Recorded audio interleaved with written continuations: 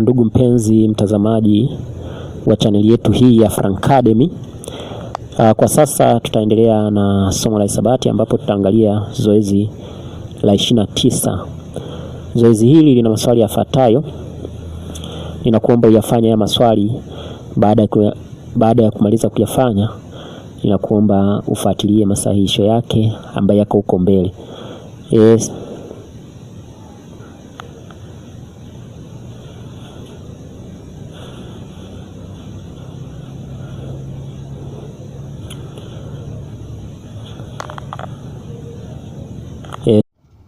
Sasa tuangalie masahihisho. Tuanze na swali la kwanza ambalo linasema kwamba tafuta thamani ya x katika umbo lifuatalo. Hapa tumepewa swali la namna hii. Tumepewa umbo hili kwamba tutafute thamani ya x. Hapa tumepewa 60, hapa tumepewa 3x, hapa tumepewa 2x. Sasa umbo hili lina nyuzi na ni mstari mnyoofu. Huu ni mstari mnyoofu, na jumla ya nyuzi katika mstari mnyoofu huwa ni sawa sana 180. Ni nyuzi 180.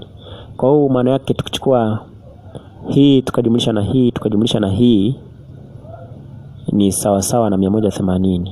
Tukichukua 60 ukajumlisha 3x ukajumlisha na 2x, hapa jawabu hapo unapata sawa sawa na 180. Kwa hiyo ili tupate x hapa utarahisisha, maana yake itakuwa ni 60. 3x kujumlisha 2x ni 5x, ni sawa sawa na 180. Hatua inayofuata unatenga zenye herufi zinakaa peke yake na ambazo zina herufi peke yake. Kwa maana yake hapa itakuwa ni hapa tutabakiza 5x, halafu itakuwa ni 180 utoe 60. Ukichukua 180 ukatoa 60 unabakiza 120. Kwa hiyo sawa sawa na 5x. Ukigawanya kwa 5 kila upande, na hapa ukigawanya kwa 5 hapa, maana yake itakuwa ni 120 ugawanya kwa 5. Ukichukua 120 ukigawanya kwa 5 utapata 24. Kwa hiyo jawabu hapa ni 24. Kwa hiyo thamani ya x ni 24.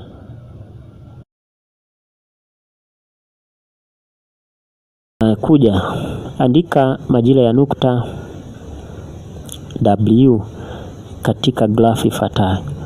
Andika majina ya nukta ya hii herufi W katika grafu ifuatayo. Hapa tumepewa grafu. Tumepewa hii grafu kwamba tuandike majira ya nukta W. Nukta W iko hapa.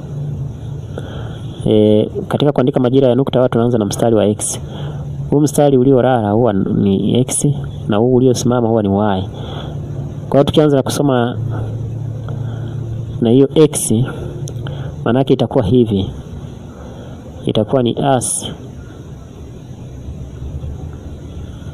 2. Tunaanza na x, maana yake hapa itakuwa ni as 2 inaendana na as 2, na kwa upande wa juu hapa kwenye wima inaendana na chanya 4. Kwa hiyo ni as 2, chanya 4. Kwa hiyo majira ya nukta W ni sawa sana 2, chanya 4. Sasa twende swali la 3. Twende swali la 3 ambaye nasema kwamba tafuta mzunguko wa duara lifuatalo ambalo kipenyo chake AB ni sentimita 200. Tafuta mzunguko wa duara lifuatalo ambalo kipenyo chake AB ni 200. Yaani mzunguko ni sawa na mzingo. Na mzingo wa duara ni sawa sana kuchukua pi d, yani pi mara kipenyo, au kwa namna nyingine unaweza ukatumia 2 pi r, kwa maana kwamba hii r ni nusu kipenyo, inatakiwa uizidishe mara 2 upate kipenyo, yani upate d. Kwa hiyo hapa tutatumia pi d hii hapa, kwa sababu tayari kipenyo tunacho hapa. Kwa hiyo maana yake itakuwa ni pi, tukitumia mzingo ambayo ni sawa sana pi d, itakuwa hivi. Pi ni tumepewa kwamba ni 3.14, tuzidishe na d ambayo ni sentimita d, ndio kutoka hapa hadi hapa ni sentimita 200. Kwa hiyo ukichukua 3.14 ukazidisha na 200 hapo utapata 628. Kwa hiyo mzingo wa ile duara ni 628. Sasa twende swali la 4 ambalo linasema kwamba eneo la pembe tatu ABC ni sentimita za 36. Je, eneo la pembe tatu BCD ni sehemu gani ya eneo la pembe tatu ABC? Tumepewa kwamba eneo la pembe tatu ABC ni sentimita za eneo 36. Je, eneo la pembe tatu BCD ni sehemu gani ya eneo la pembe tatu ABC?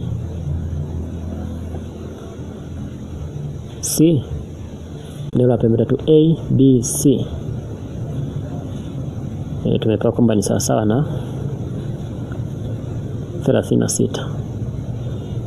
ABC eneo lake ni 36, ni sentimita za eneo 36.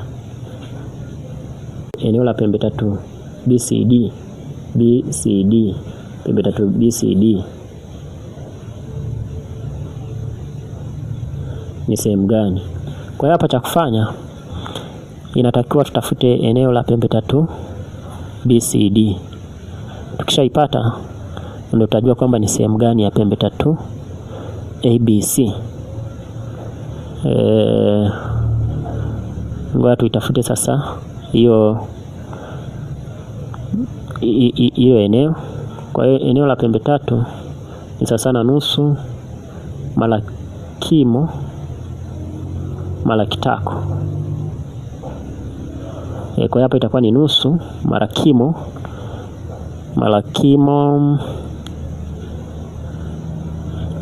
hatuna.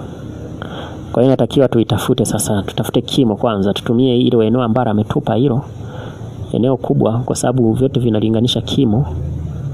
Eneo kubwa hili pembe tatu kubwa kimo chake ni sawa na hii pembe tatu ndogo ambayo tunaitafutia. Kwa hiyo hapa tutatumia hilo eneo la pembe tatu kubwa, litatusaidia kuweza kupata kimo. Kwa hiyo hapa ni 36, sentimita 36, sentimita za eneo 36 sawa na nusu, ni sawa na nusu mara kimo ambayo ni h mara kitako ambayo ni sentimita 8. Ukirahisisha hapo ni 1, ukirahisisha hapo ni 4. Kwa hiyo hapa itakuwa ni 4h ni sawa na 36. Ugawanya kwa 4 hapa unapata 9. Kwa hiyo kimo hapa ni sawa na 9. Kwa hiyo kimo tayari tumeshapata. Kwa hiyo tumeshapata kimo, sasa hiki kimo kitatusaidia kupata eneo dogo hili. Hii pembe tatu BCD. Hii BCD kimo chake ni hiki. Tumeshapata kwamba ni 9 na kitako chake manake hapa na hapa panalingana, manake hii 8 tunaigawanya kwa 2. Hizi alama zinamaanisha kwamba hapa na hapa panalingana. Kwa hiyo kitako chake hapa itakuwa ni sentimita 4. Kwa hiyo itakuwa ni nusu, itakuwa ni kutafuta eneo lake ni sana nusu mara kimo mara kitako. Kwa hiyo itakuwa hivi, eneo itakuwa ni nusu mara kimo ambayo ni ngapi? Ambayo ni 9, tumepata sentimita 9. Alafu kitako tu ni sentimita 4. Kwa hiyo hapa kirahisisha, hapa ni 1, hapa ni 2. Kwa hiyo itakuwa ni 9 mara 2 ambayo ni 18. Kwa hiyo eneo ni sentimita za eneo 18.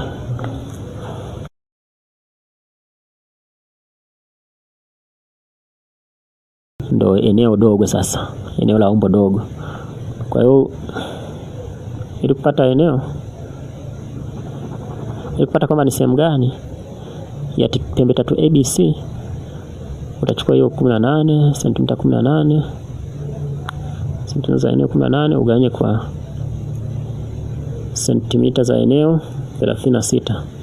Sentimita za eneo 18 juu ya sentimita za eneo 36. Hapo ndio unaweza kujua kwamba ni sehemu gani. Kwa hii sentimita za eneo na sentimita za eneo inakwisha. 18 narahisisha kwa 18 hapa ni kwa 2 hapa itakuwa ni 9, kwa 2 hapa itakuwa ni 18. Kwa 9 hapa ni 1, kwa 9 hapa ni 2. Kwa hiyo ni nusu. Ni nusu.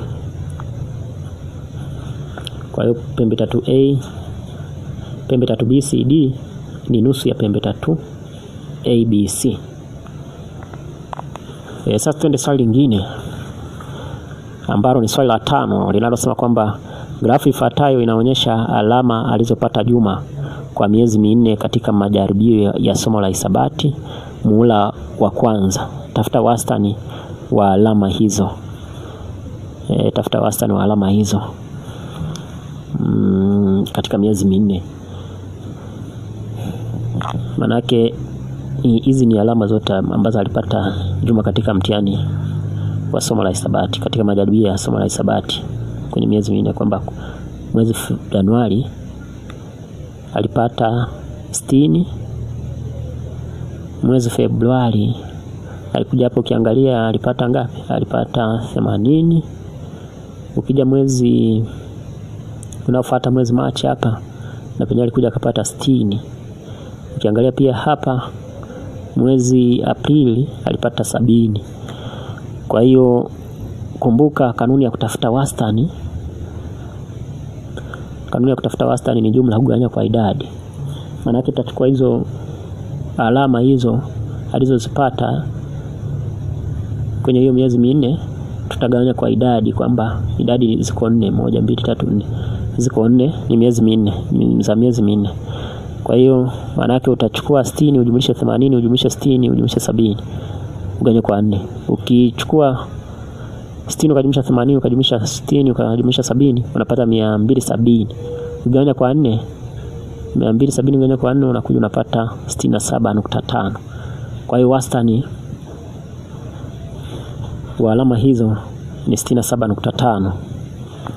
Sasa ndugu mpenzi mtazamaji wa channel yetu hii ya Francademy, kwa sasa tutaishia hapo. Ninakuomba ufanye maswali yafuatayo. Baada ya kuyafanya, ninakuomba usahau subscribe kwenye channel yetu hii ya Francademy ili kusudi uweze kupata masomo mengine zaidi na zaidi. Asante sana kwa kutazama.